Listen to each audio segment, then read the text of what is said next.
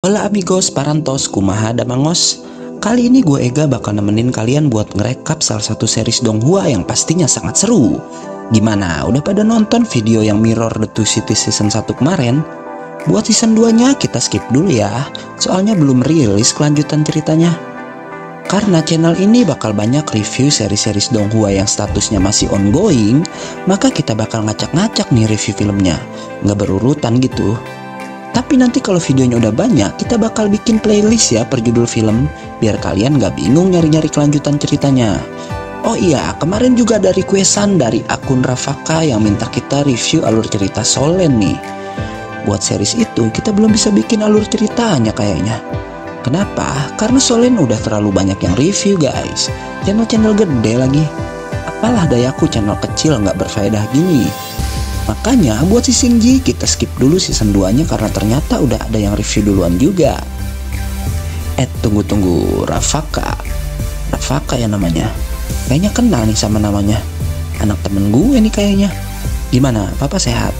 Salam ya sama papa. Baca. Udah jadi kebanyakan bacot gue. Yuk langsung cabs.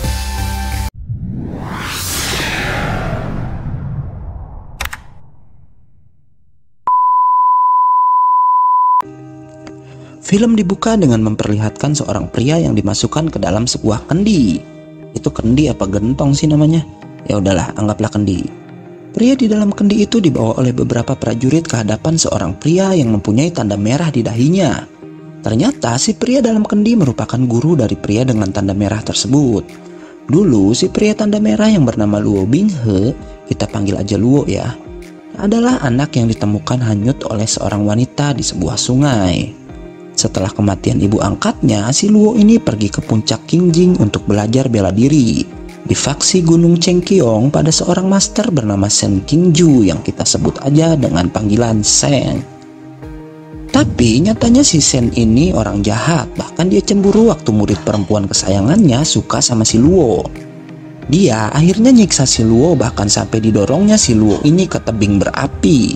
Tapi si Luo nggak mati dan malah mendapatkan kekuatan baru karena di sana dia bertemu dengan pria tua yang disebut dengan Iblis Mimpi.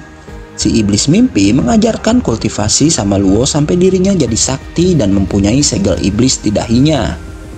Bukan hanya itu, Luo juga berhasil menguasai pedang jantung iblis yang dipakainya untuk membunuh Raja Iblis dan juga seorang dewa bernama Susian. Setelah itu, dia balas dendam pada Shen sampai akhirnya gurunya itu dimasukin ke dalam sebuah kendi. Sedangkan si Luo mempunyai banyak wanita yang dia dapat dari setiap pertarungannya. Ternyata cerita itu hanyalah sebuah novel yang sedang dibaca oleh seorang pria secara online. Pria ini kecewa sama cerita yang menurut dia terlalu gak masuk akal. Lalu dia menuliskan komen-komen negatif tentang novel tersebut. Komentarnya pun mendapat serangan dari para penggemar novel itu. Lalu tiba-tiba hal tak terduga terjadi, di mana pria itu masuk ke dalam sebuah lubang cahaya dan sampailah dia di suatu ruangan. Saat sadar, ada seorang pria berpakaian pendekar menemaninya. Ternyata pria itu masuk ke dalam novel dan apesnya dia malah memerankan tokoh antagonis yang adalah si guru jahat Shen Qingju. Lalu muncul sebuah sistem canggih yang bilang kalau semua terjadi karena si pria tadi menghina novel dan secara otomatis dia masuk ke dalam novel tersebut. Tak lama ada tulisan di atas pria yang menemaninya dan pria itu bernama Yu Qingyuan yang merupakan ketua faksi dari Gunung Chengqiong. Yang dalam cerita novelnya si Yu yang baik ini bakal dibunuh sama Shen Qingju. Shen lalu membayangkan saat dia dihukum oleh Luo. Shen mencoba tak mengikuti perannya sebagai penjahat di dalam novel, lalu hukuman dari sistem yang akan dia terima adalah sebuah kematian. Shen pun pusing karena dia takut sama apa yang bakal menimpa dirinya di akhir cerita novel yang ia baca. Tak lama datang murid kepercayaannya yang bernama Ming Fan yang dalam cerita adalah murid yang selalu disuruh Shen untuk menyiksa Luo. Shen pun meminta muridnya itu untuk membawa Luo ke hadapannya. Ming Fan lalu datang membawa Luo ke hadapan Shen. Di sana terlihat Luo yang dipenuhi luka tapi ia masih saja bersikap baik kepada gurunya. Shen mencoba memberinya obat namun itu melanggar sistem dan perannya sebagai penjahat. Saat Luo pergi, Shen bertanya berapa umur Luo saat ini dan ia pun menjawab umurnya adalah 14 tahun. Scene selanjutnya, si Sen mencoba kabur tapi ia terdeteksi lagi oleh sistem. Ternyata Sen udah nggak peduli walau ganjarannya harus mati sekalipun. Lalu sistem itu memberitahu jika Sen bisa mengubah akhir cerita dengan beberapa cara. Sen memilih salah satu cara, yaitu latihan kultivasi agar ia tak kalah dalam pertarungan akhir melawan Luo. Sistem menunjukkan semua kemampuan karakter Sen seperti dalam game. Sen lalu mengeluarkan pedang saktinya dan tak lama Luo datang bersama murid perempuannya yang bernama Ning Ying Ying. Di sana Sen yang bersembunyi kagum dengan kerja keras Luo yang bahkan sudah ia siksa habis-habisan, tapi Luo masih baik terhadapnya. Lalu Ming Fan datang bersama dua murid lainnya menemui Ning dan Luo yang sedang berduaan. Ming Fan mencoba menarik hati Ning dengan memberikannya sebuah giok. Ning yang tak suka pada Ming Fan bilang kalau Luo punya giok yang lebih bagus dari giok milik Ming Fan. Ming Fan yang marah lalu mengambil giok yang dijadikan sebuah kalung oleh Luo. Sen yang tahu semua alur cerita novelnya bilang kalau awal dendam Luo tercipta saat giok peninggalan ibu angkatnya direbut oleh Ming Fan. Benar aja, Luo yang selama ini tetap santuy menjadi marah dan memukul kedua murid yang datang bersama Ming Fan. Tapi karena kalah jumlah, Luo pun dipukuli habis-habisan. Tanpa diduga, Luo berhasil melepaskan diri dan memukul wajah Ming Fan membuat Ming Fan marah besar. Sen yang melihat itu mencoba menghentikan perkelahian, tapi lagi-lagi ia dilarang oleh sistem. Saat Ming Fan akan menyerang Luo, Sen nekat membantunya dan itu membuat poinnya dikurangi 15.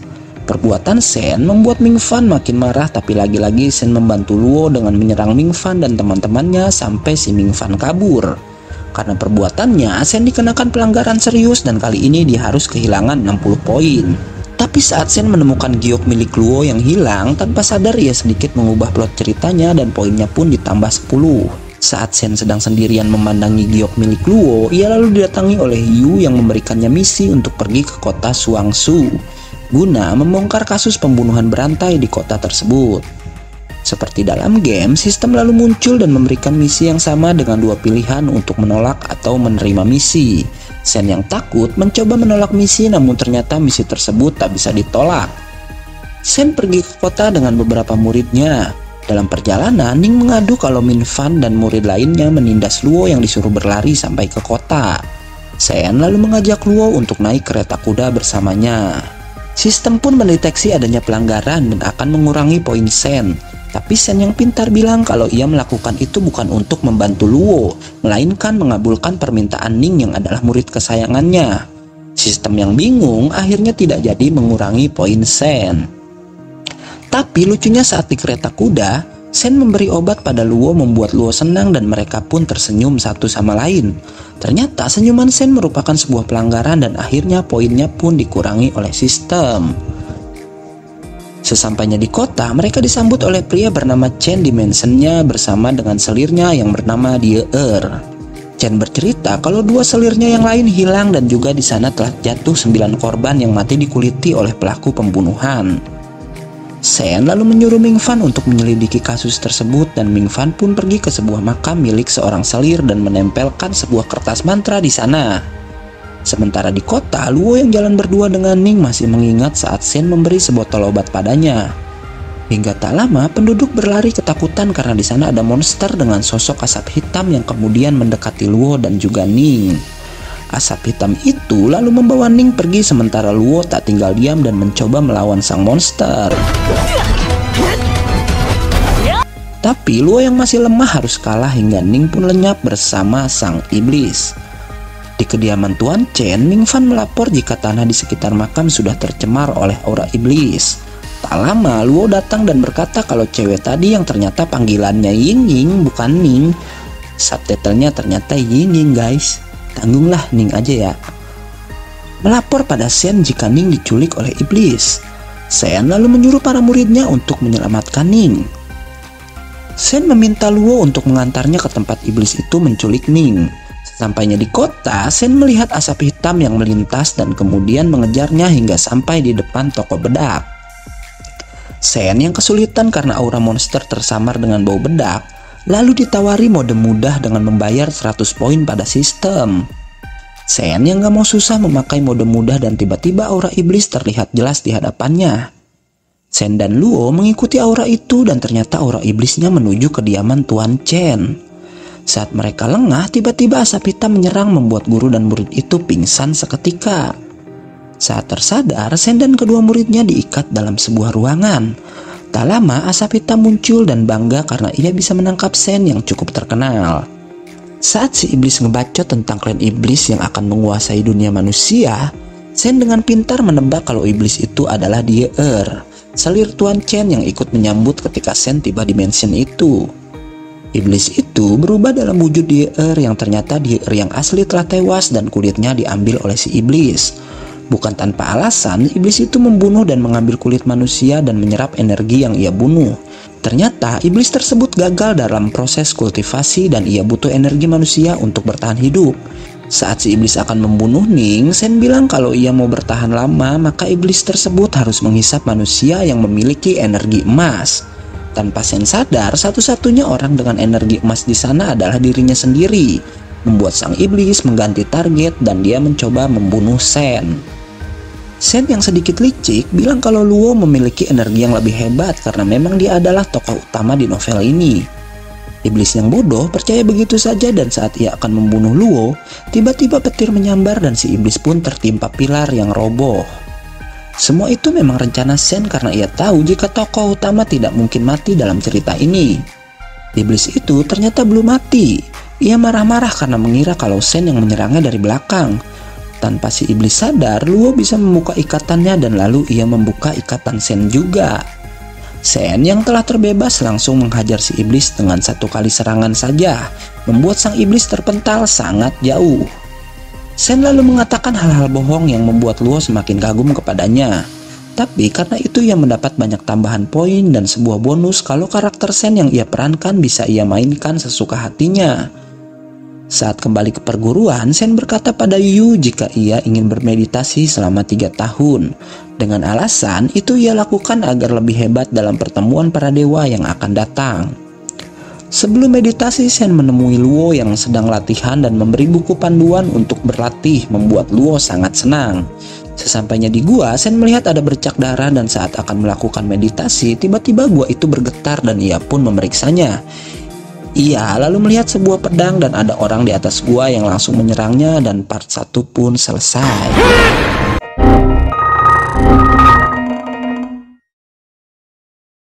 Wah, seru juga ternyata Scumbag System ini. Sayang si Ken lagi sakit. Kalau enggak, dia pasti seneng banget nih.